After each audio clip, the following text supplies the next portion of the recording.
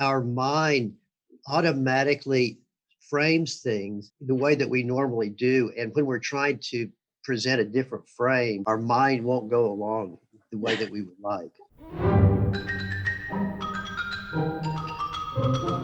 Well, it's so great to have you on the show, Professor Pennebaker. We absolutely loved your book, The Secret Life of Pronouns. And I have my RA, Shawani Johnson, with us as well. She's a third-year law student. She's actually got your book there in the background. Ooh, I like it. Those of us who teach writing and write for a living, especially in the legal field, tend to think of writing as like an art and not really a science. And so what's so fascinating to me is about like your scientific approach to language yields really new insights about how we use language. I'm a social psychologist, and if my high school English teachers knew that I was an expert on things like pronouns and things like that, they would die because I never ever showed any interest in language. I still am befuddled by why anyone would ever diagram a sentence. But what happened was I was doing some research many years ago. I had discovered this phenomenon called expressive writing, where if you ask people to write about upsetting experiences and they write for 15 minutes a day for 4 days, their health improves. And I was really intrigued why that happened. And it occurred to me that some of the secret might be in looking at the ways they wrote. And people would write these deeply disturbing, traumatic stories. And I'd ask experts, clinical psychologists and others, to read the stories and to evaluate them. And what I found was that people just didn't agree on the dimensions of the stories. So I thought, I had taken a course in computer science in college. You could just write a computer program that could analyze the language. How hard could it be? Well, it was pretty hard. So working with one of my students at the time, Martha Francis, what we did was to come up with a computer program. We would give it a number of lists of words. And so, for example, there'd be a list of anger-related words, hate, kill, furious, etc. And then the computer would go into any given text and calculate the percentage of words that were anger words. And then we could do this for sadness words or happy words or a wide variety of different dimensions of language. And we started to analyze those texts. And very quickly, I discovered that language did not work at all the way that I thought it would. I thought that all the gold in understanding texts or essays of people writing upsetting experiences would be in the emotion words, or perhaps maybe in certain types of cognitive words. In other words, are they using causal thinking, words like because, cause, effect, etc.? And what I quickly discovered was that these words, they were a little bit interesting, but nothing compared with a bunch of words that nobody cares about, including me. And these included parts of speech like pronouns, first person singular, I, me, and my, or prepositions, to, of, for, words like that. They are the most common words in English and frankly in any language. But there are not very many of them. So in English, there might be up to 200 common junk words or function words, they're called.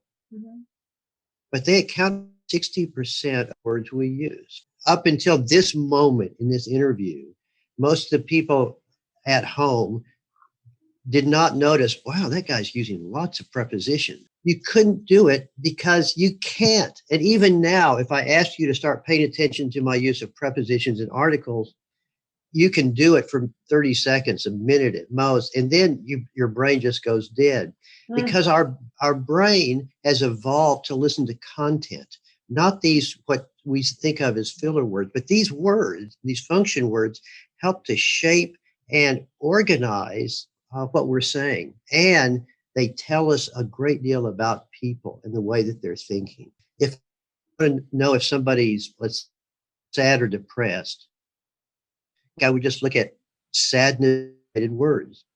But it turns out I would do a much better job if I was looking at first person singular pronouns, I, me, and mine, that a person who is depressed they're looking inward. They are paying attention to themselves. Or if they're physically sick, they look inward. Or if other people are looking at them and they feel self-conscious, they are looking inward.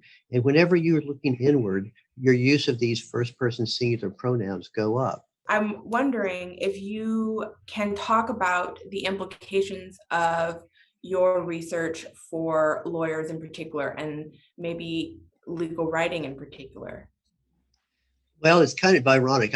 I deal with lawyers a reasonable amount of time for all sorts of reasons. For example, sometimes you're dealing with fraud. So somebody, but these were various forms that were presumably written by different people that were judging somebody's character.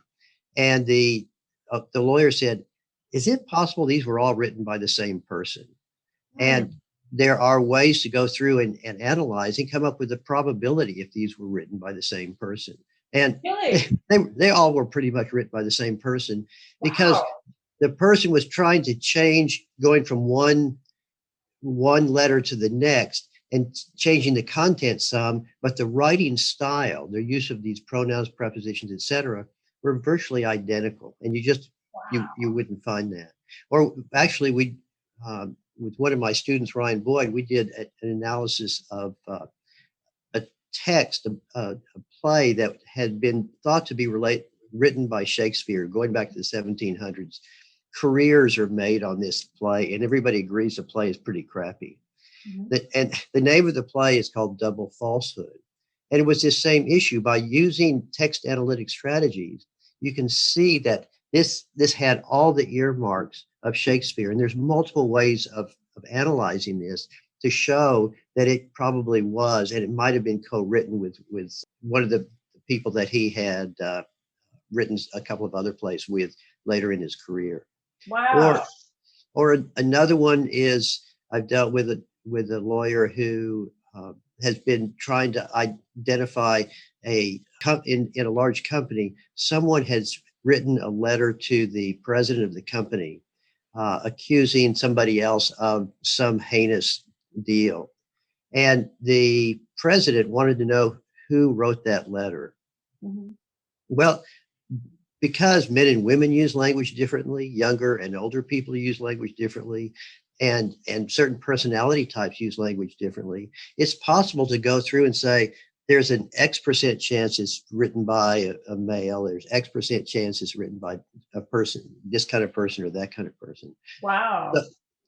So, and another place that it is used, we've done many studies and other labs have as well in this, trying to find out, can you distinguish when people's telling the truth, if they're telling the truth or lying? Okay. Now, a lot of these studies are essentially lab studies, so they're almost like parlor games. But these methods, they do much better than chance. They do much better than people, but they're not great. What is the writing style that's associated with lying? One is that when a person is lying, or let's flip it, and what's associated with telling the truth. If you ask me what I did last night, I was going to do this, then I realized instead of that, I needed to do this. Now that is even sounds somewhat truthful. First of all, when I'm telling the truth, I tend to use I words more because you're asking me these questions and I'm taking them in and I'm thinking. And I'm also making distinctions. I'm using certain kinds of prepositions and conjunctions. So I'm using words like except, but, without. I'm also telling you both what I did and what I didn't do. Oh, okay. And if I'm lying, the first thing is I am trying to deflect attention away from me. So I use I words at much lower levels. Wow. And I'll sometimes use we, I'll sometimes deflect the question, which is, you should know that something like that couldn't possibly happen. Or why are you asking a question like that? Wow. Or even drop in a sentence, just dropping the pronoun I sometimes, but also not using these exclusive words. So when a person's lying, it's really hard for them to say what they did not. They don't say, I was going to do this, but I didn't do that. In Oh, fact, they didn't do anything. So it's a really cognitively taxing task.